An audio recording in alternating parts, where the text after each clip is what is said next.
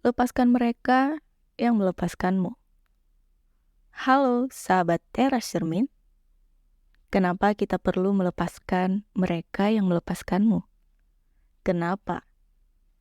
Karena hal ini adalah tanda dari Tuhan bahwa penyelamatan telah dimulai. Hampir tidak mungkin perasaan kita tidak merasakan sakit saat itu. Apalagi yang melepaskan adalah orang yang kita sayangi, tempat kita menaruh harap, tempat bercerita, berkeluh kesah, atau yang kalian anggap sumber kebahagiaan.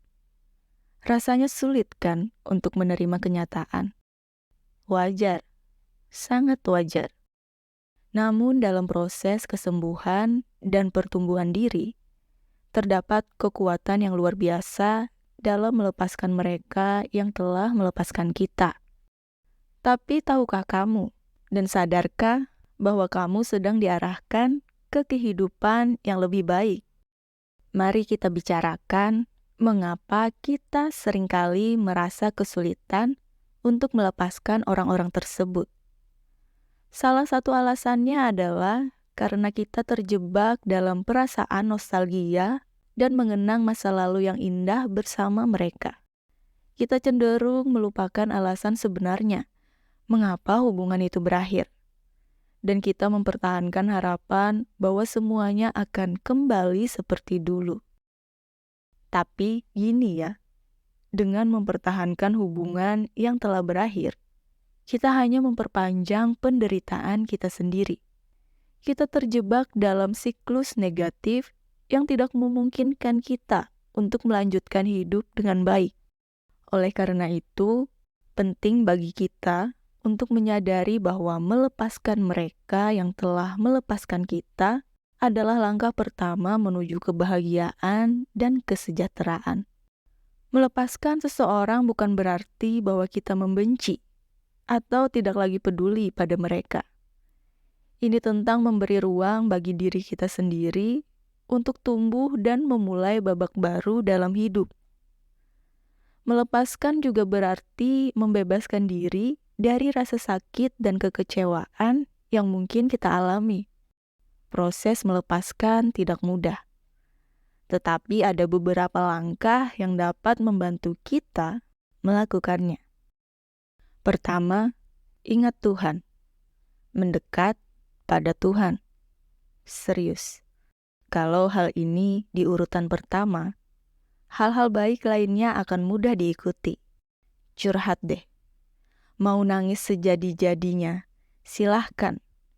Jangan ditahan. Gelombang perasaan ini jangan dilawan. Analoginya, kalian seakan di laut kena ombak. Jangan berontak. Nanti malah jadi cepat tenggelam kan?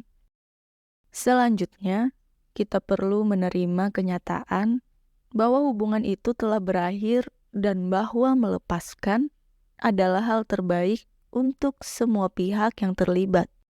Kita perlu menerima kenyataan bahwa hubungan itu telah berakhir dan bahwa melepaskan adalah hal terbaik untuk semua pihak yang terlibat.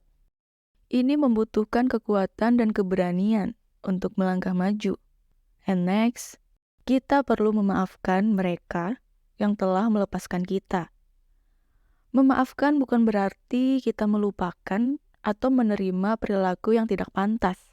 Tetapi itu adalah tentang membebaskan diri kita sendiri dari beban emosional yang kita bawa. Memaafkan adalah langkah penting dalam proses kesembuhan dan pemulihan. Lalu, jika kita sudah berdamai dengan diri, sudah memaafkan yang telah lalu, yang mungkin alasan awal mencoba memaafkan demi kedamaian diri sendiri, sampai akhirnya kamu benar-benar bisa memaafkan secara utuh. Gimana sih maksudnya memaafkan secara utuh? Yang mana kita masih ingat, tapi rasa sakit itu sudah hilang.